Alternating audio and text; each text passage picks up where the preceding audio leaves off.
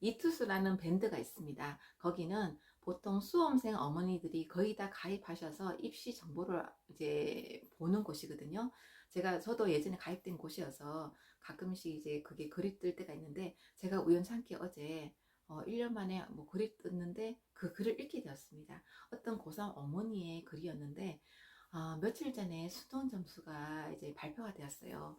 보통 이제 우리가 수능을 치고 나서 집에 와서 가채점을 하게 됩니다. 가채점을 하는 그 점수랑 또 수능 점수가 발표됐을 때랑 그 점수가 대부분 틀릴 때가 많습니다. 그리고 이제 그 점수가 발표나고 이제 아이가 엄마가 한참 일을 하고 있는데 전화가 왔답니다. 보통 수시는 이제 원서를 6개 쓸 수 있거든요. 보통 한 3개 정도까지는 그 아이가 갈 수 있는 곳보다 더 잘 갈 수 있는 곳, 그리고 한 2개, 3개 정도는 내 점수로 갈 수 있는 거, 그리고 한 2개 정도는 안정권으로 내 점수보다 좀 낮은 곳을 씁니다. 그래야 이제 대학을 이제 안전하게 다 갈 수 있으니까요.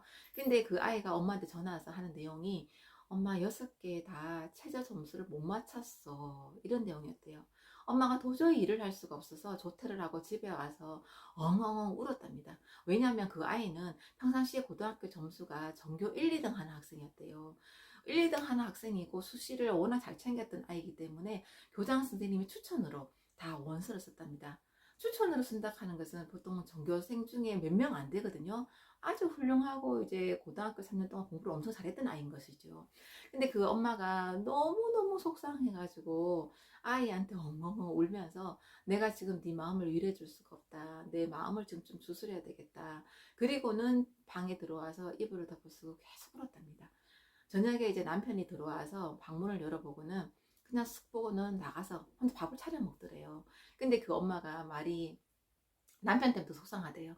남편이 들어와서 괜찮다 이렇게 한번 위로를 해줬더라면 그 남편을 붙들고 큰 소리를 한번 울고 그냥 스트레스가 좀 풀렸을 것 같은데, 그렇지가 않고 이제 남편이 이제 혼자 밥을 차려 먹고 있더래요. 그래서 거실로 쑥 나갔더니 남편이 하는 말이, 어이구, 그렇게 걱정이더니.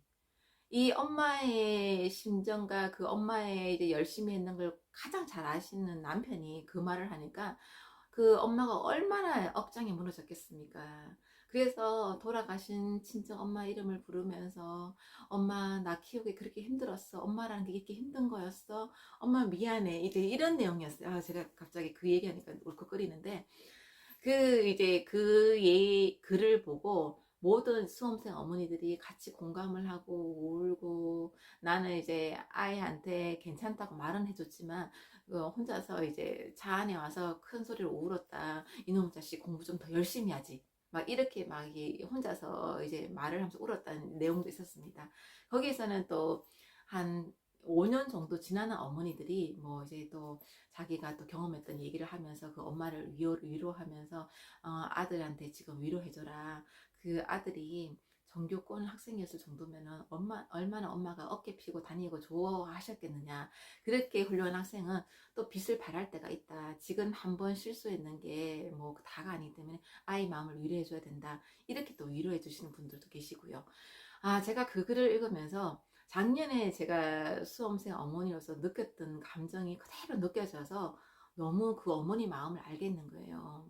왜냐하면 제가 예전에 미술학원에서 이제 만들기 수업을 할 때 보통 이제 만들기 할 때 도와주는 선생님이 계셨어요. 그 선생님이 이화여대 다니셨던 선생님이었는데, 그 분이 외동딸이었어요. 근데 그 엄마에 대해서 한 번씩 저한테 얘기할 때가 있었거든요. 그때는 제가 우리 아들이 이제 중학생 뭐이고 그럴 때였지요.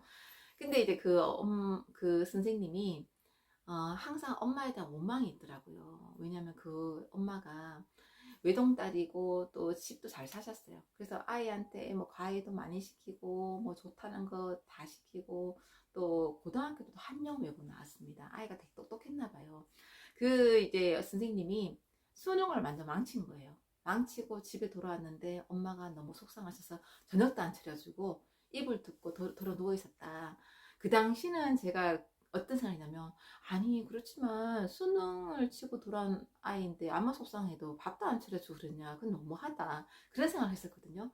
근데 제가 이제 입시 어머니가 되어 보니까 그때 그 엄마의 마음을 어느 정도 이해가 가더라고요. 왜냐면 제가 그 경험을 하니까 그 엄마의 마음도 충분히 이해가 가는데, 그 선생님 입장에서는 자기 엄마가 그랬었다는 속상한 것만 얘기하더라고요. 왜냐면 이 선생님은 그 엄마의 마음을 다 알지 못해요. 자기 속상한 것만 알지. 근데 저 또한 우리 아이를 입시 치르는 19살 수능을 치를 때 그 마음을 이해했거든요.